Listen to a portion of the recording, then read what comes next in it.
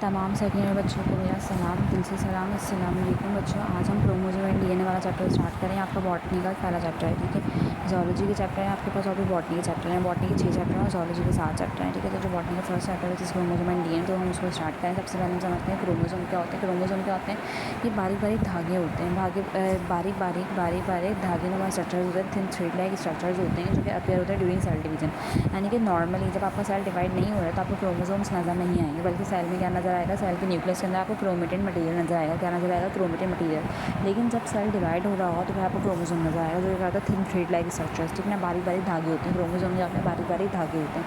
दोबारा से बताइए बच्चों, क्रोमोसोम क्या होता है? क्रोमोसोम बारीक बारीक धागे होते हैं, ठीक है। उसके बाद हमने ये समझना है कि भाई देखो, क्रोमेटिन होता है, क्रोमेटिन मटेरियल न्यूक्लियस के अंदर होता है, वो कंडेंस होता है। ग्रीन से लाइन जो बन रही है इसका मतलब ये कंडेंस होता है, कंडेंस होकर क्या बन जाता है? क्रोमोसोम बन जाता है, ठीक है। नॉर्मली आपको अपने सेल के न्यूक्लियस में ये जो आपको नज़र आ रहा है क्रोमेटिन मटेरियल, और फिर बाद में कन्वर्ट हो जाएंगे कि इसमें धागों में कन्वर्ट हो जाएंगे, ठीक है ना। जो एक धागा होता है उसको हम बोलते हैं क्रोमेटिड, और जब 2 धागे मिलते हैं तो वो थिक हो जाते हैं। क्या हो जाते हैं? थिक हो जाते हैं, ठीक है।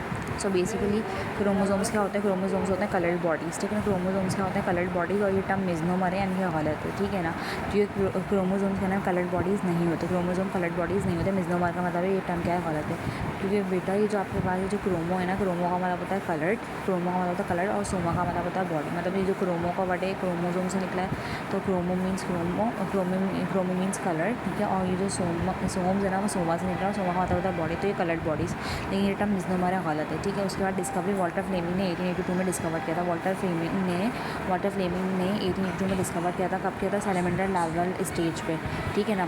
अच्छा भाई, सैलेमेंडर लार्वल स्टेज, लार्वा मतलब अंडा, लार्वा मतलब अंडा। सैलेमेंडर ना छिपकली की एक नस्ल होती है, तो उसका एक अंडा था, उस पर अंडा था, तो उस पर क्या नाम है, इन्होंने सेल्स को ऑब्जर्व किया था, ठीक है ना। तो और एक स्टेन यूज़ किया था, एक स्पेशल स्टेन यूज़ किया था, ठीक है। स्टेनिंग के प्रोसेस के जरिए इन्होंने किया था। एक डाई यूज़ किया था जिसका नाम था पर्किंस एनालाइन। कौन सा डाई यूज़ किया था? Perkins aniline. तो ये कलर्ड थ्रेड्स नज़र आते हैं जिनका नाम था क्रोमोसोम। तो वो जो कलर्ड थ्रेड्स थे ना, वो खुद कलर्ड नहीं थे, उनका अपना कलर नहीं था, बल्कि पर्किंस एनालाइन एक स्पेशल डाई उसका कलर था। क्या पढ़ा हमने सबसे पहले पढ़ा क्रोमोसोम के बारे में। किसके बारे में पढ़ा? क्रोमोसोम का थिक थ्रेड लाइक, थिन नहीं होता बल्कि थिक होते हैं, ठीक है ना। जो अपेयर होते हैं ड्यूरिंग सेल डिवीजन, ठीक है। क्रोमेटिन मटेरियल कंडेंस होता है, क्रोमेटिन मटेरियल कंडेंस होता है, वो क्रोमोसोम में कन्वर्ट होता है। क्रोमेटिन एक थिन मटेरियल होता है जो कि न्यूक्लियस के अंदर नॉर्मली आपको क्रोमेटिन मटेरियल नज़र आएगा। वो जब क्या नाम है कॉइल्ड होगा, कंडेंस होगा, तो आपको ये क्या नाम है, ये थ्रेड्स नज़र आएंगे जो कि थिक होते हैं, उसको आप बोलते हैं क्रोमोसोम्स, ठीक है।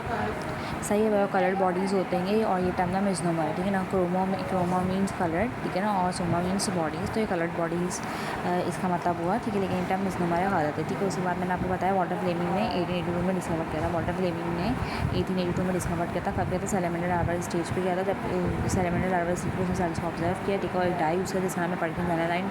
तो ये कलर्ड थ्रेड्स को हमने किसका नाम दिया? क्रोमोसोम का नाम दिया। क्रोमोसोम के 4 टाइप्स होते हैं, क्रोमोसोम के 4 टाइप्स होते हैं। क्रोमोसोम में कितने टाइप्स होते हैं? 4 होते हैं, मेटासेंट्रिक, सब मेटासेंट्रिक, एक्सोसेंट्रिक और टीलोसेंट्रिक। क्रोमोसोम के टाइप्स बहुत सारे होते हैं, लेकिन on the basis of the position of centromere. Centromere क्या होता है? ये जो पर्पल नजर आ रहा है ना, इसको बोलते हैं सेंट्रोमियर। क्रोमोसोम का जो बीच वाला पार्ट होता है उसको बोलते हैं सेंट्रोमियर, उसको क्या बोलते हैं? सेंट्रोमियर। और मैंने आपको बताया था ये जो आपके धागे नज़र आ रहे हैं ना, ये सिंगल धागा उसको हम बोलते हैं क्रोमेटिड, ठीक है ना। ये सिस्टर क्रोमेटिड्स होते हैं, ठीक है। बेसिकली क्या नाम है, कॉइल होकर क्या नाम है एक साथ मिलते हैं ना जिस जगह, उसको हम बोलते हैं सेंट्रोमियर। सो बेसिकली हमारे पास ये आ गया सेंट्रोमियर, और ये बेसिकली जो एक है क्रोमेटिड्स हैं, ठीक है, सिस्टर क्रोमेटिड्स हैं, ठीक है।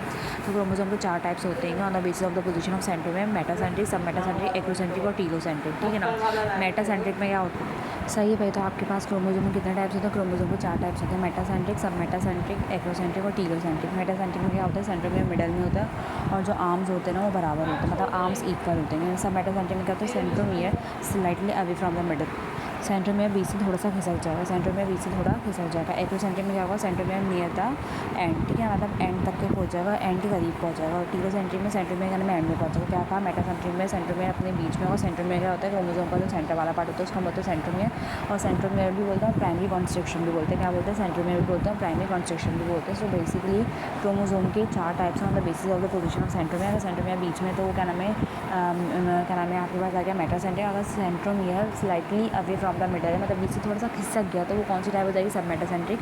और अगर एंड के करीब आ गया तो उसको हम बोलेंगे एक्रोसेंट्रिक, ठीक है। और इसको हम सब टीलोसेंट्रिक भी बोलते हैं। और टीलोसेंट्रिक क्या होगा? जब आपका सेंट्रोमियर एंड में आ जाएगा, जब आपका सेंट्रोमियर एंड पे चल जाएगा। सही है भाई। तो आपका ये काम हो गया, सही है। आपको अब मैं इसके ना पार्ट्स बता दूँ। अब मैं इसे पार्ट्स ऐसे बता दूँ भाई, ये जो क्या नाम है आपको, जो क्रोमोसोम का बिल्कुल लास्ट वाला पार्ट होता है ना, उसका बोलते हैं टीलोमियर, ठीक है ना। और ये जो क्रोमोसोम के आर्म्स होते हैं, जिसको हम क्रोमेटिड्स बोलते हैं। क्रोमोसोम के आर्म्स को बोलते हैं क्रोमेटिड्स, ठीक है। और ये जो सेंट्रोमियर है, हम सेंट्रोमियर भी बोलते हैं, प्राइमरी कंस्ट्रक्शन भी बोलते हैं। ये जो लास्ट वाला पार्ट है, लास्ट वाले पार्ट को हम बोलते हैं सेकेंडरी कंस्ट्रक्शन, ठीक है ना। और NOR भी बोलते हैं। NOR क्या होता है? NOR होता है, NOR का मतलब होता है न्यूक्लियोलर ऑर्गेनाइज। अब इसकी स्ट्रक्चर की बात करते हैं, क्रोमेटिड्स और आर्म्स। क्रोमेटिड्स भी बोलते हैं, आर्म्स भी बोलते हैं। दो आइडेंटिकल थ्रेड्स होते हैं, जिनको हम क्या बोलते हैं? क्रोमेटिड्स भी बोलते हैं और आर्म्स भी बोलते हैं। सेंट्रोमियर और प्राइमरी कंस्ट्रक्शन। सेंट्रोमियर और प्राइमरी कंस्ट्रक्शन का होता है जो सेंट्रल रीजन होता है ना क्रोमोसोम का, उसको हम क्या बोलते हैं?